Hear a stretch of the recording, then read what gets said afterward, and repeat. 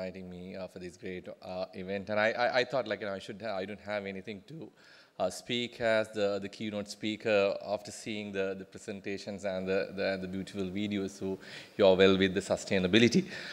Well, I was given a nice topic to talk today about the innovation and sustainability, and you can see a beautiful video running on your left-hand side, my right-hand side.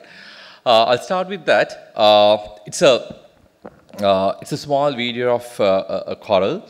I don't know whether you'll be able to recognize it as a coral. It's a small sort of a macro video, and that is not under the sea. It's basically at my lab in my coral tanks. Well, you may wonder why I have put this particular video as my first slide. Well, you can see, I mean, you may have seen corals in the sea with different colors and different shapes. You may not have seen the tiny creatures which you can see in the screen now. They are called polyps. So they are the one who basically, or rather they are the builders, they are the designers, they are the real architects and the engineers of making these corals. They eat from the seawater and they create corals. They give the glamour, they give the color, they give the shape, and they give the beauty to the corals. So if you really want to know about the sustainability below water, and if you really want to study about the sustainability, I think the polyps will teach you what sustainability is. And also, these creatures are very, very sensitive. If you change the quality of the water in a marginally, they all die. We have that particular experience in Sri Lanka, and all over the world we have that particular the experience where within few days, within few hours, the entire coral reefs converted to white clothes. That is because these corals are very, very sensitive. So if you can make the environment, they are there to create the beauty. Well, with that, let me start my presentation. They are below water, and I told you that is water side. And I'm going to take you to the ground, and let me start with a different image. I don't know how many of you can understand or rather recognize this particular image. Maybe you may not have seen this image. This is a tile, a roof tile, which is more than 3,000 years. And it's a clay tile and a burned clay tile.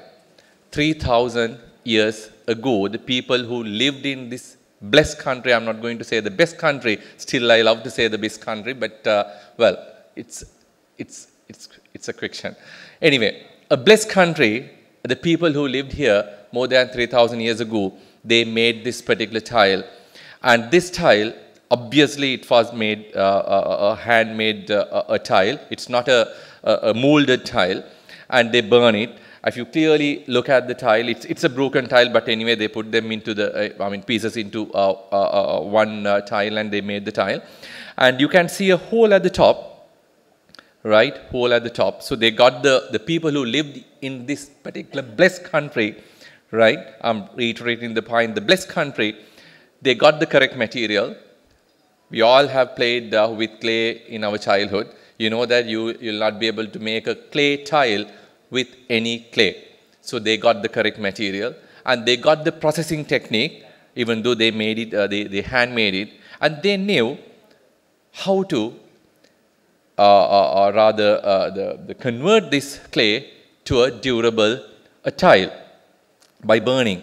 So all these things they learn not from University of Halwatura, or they never crossed the boundary and they never went to an international university in another country to learn about these techniques. They learn this from the nature. That is one side of the story. We'll go to the image, rather this side. Well, I told you that the first tile is 3,000 years old.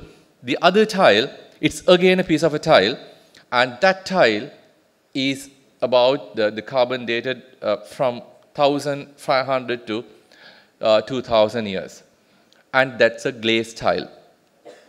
If you think about the two materials, the glass and the clay, they have two different coefficient of thermal expansion. So they are, when you increase the temperature, they expand in different ways or differently, right? But they found a technique to apply this glaze. I mean, you can see my 2 fingers there, and you can guess the size of the glass layer, and it is about 1 to 2 millimeter. A glass layer on top of a tile, a clay, thin, the clay tile, and it's obviously a molded tile. It's not the tile like which I showed before. And also, I forgot to tell you, there was a hole in the tile. Obviously, they used that particular hole either to nail the tile on the reaper, or else they may have tightened that with something. So they knew all these, the roofing technique, the shape, and how to get that with the first tile. But the second one, it's a molded tile, right? It's a molded tile, a glazed tile. And I told you the coefficient of thermal expansion are too different in these two materials. That means they expand differently. They expand differently means when you are heating the tile, definitely they should separate. You will get the cracks. But you look at the shape of the tile, it has not happened. So they found a technique to burn the tile without a separation. Amazing. Amazing. Right? More than that, look at the way they found a solution, a sustainable solution for our roofing. Today, we put the roofing, the heat is too much. In a tropical climate like Sri Lanka, we have another insulation layer. So they took the insulation to the topmost layer, and they applied the glazing there, and it is reflective. All the heat comes, that will reflect it. More than that, this is a shiny surface and no mold growth on the surface. Just imagine how they think and how they learn these things. They learn everything from where? From the nature. They were good readers of nature. You and I, we have to think twice or more than that. That's 2,000, 3,000 years ago. But these creations, I mean, they are very, very beautiful. These iconic structures are very beautiful, and still you can feel the glamour of these structures, and they got the natural contours right? They got the natural contour, they got the natural light, they got the natural wind, and even the shades are, I mean, you create the shades inside the building using the natural light and the ventilation to the level best. They got the natural material or near natural material with minimum processing. And finally, even today, you will be able to see them. They got the natural material or near natural material to create these beautiful structures. Well, that is all past. Coming to the future today. A house, we can say very, very poor house. The middle one, a house, could say a poor house. The very lower, I mean the very bottom, it's a luxury house, right? With all sophisticated material, state of the art, sophisticated technology, and we could say a green building, right? These are dwellings or houses. This is an old image, about 100 years old image of Colombo, and one below is a main street today. So the top image, we were not developed, right? We were not developed. The image below, we are developing. And we will compare this with the Hong Kong, we could say, the modernist, the city in the world. Right, fine. When you talked about the sustainability, I'm very sure all of you will forget the images which I deleted from the slide. And you keep them.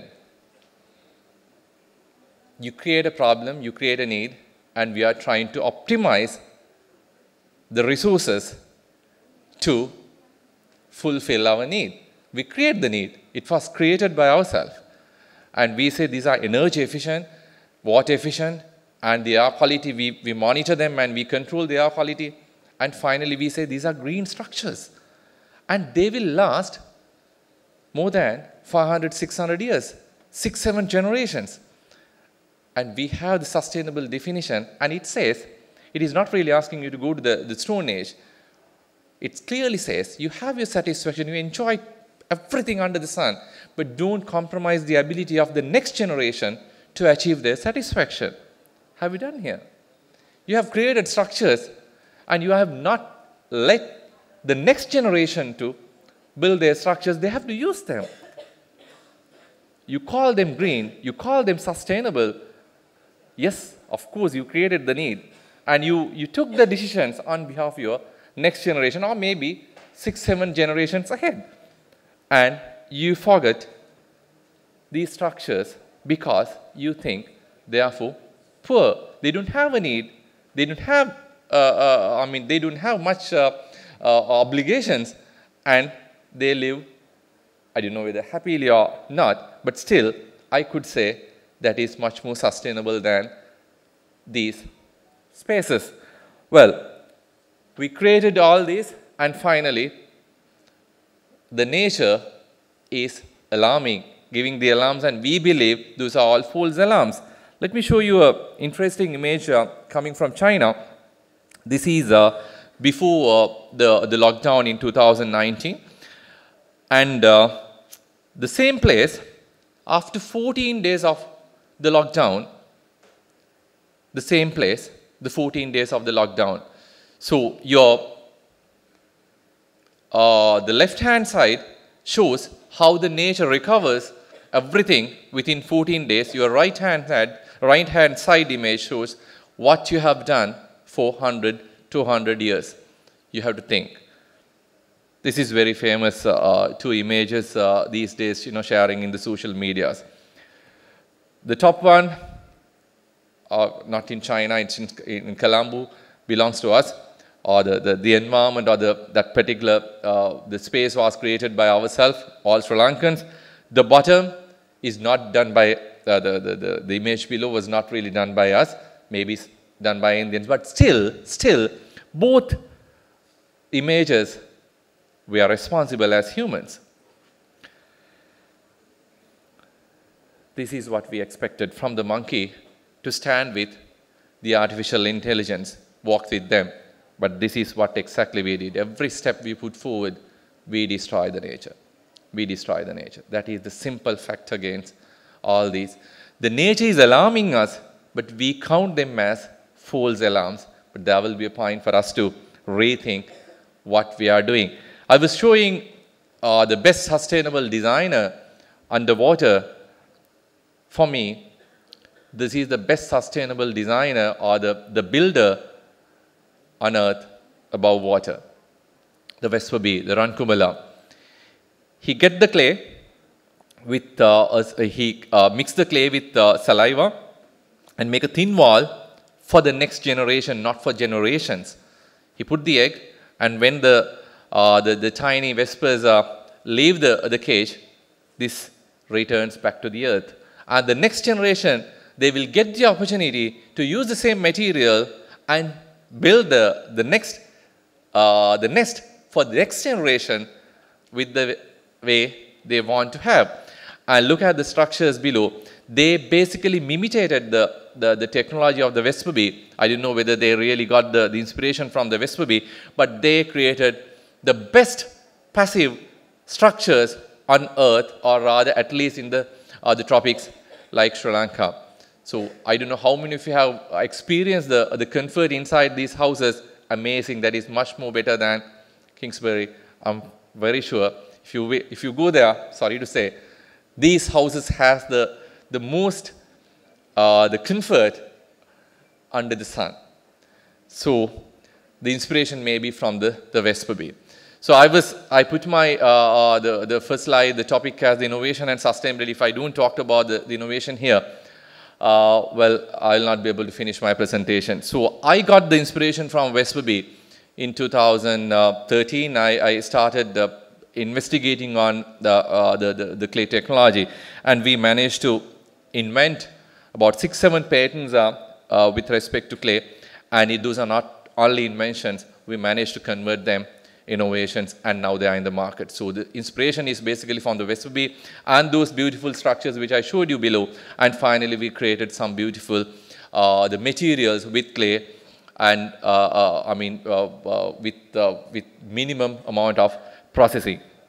Well, I started showing the corals, and once again, this coral is again from my lab, coral lab at University of Halwatura.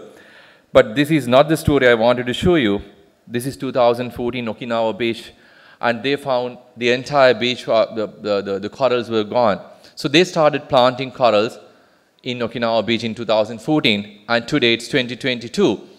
The entire beach is covered with corals. It's a thick coral jungle. If you do the right thing with the right team at the right time, with the right intention, with the right material, you can bring the sustainability. You don't have to, you don't have to bring the sustainability outside. It is not really alien. What matters is your team, your resources, your thinking, your vision, and your passion. So if you do it in the correct way, whether it's the poor or the rich, you will be able to give a smile for these spaces. Thank you.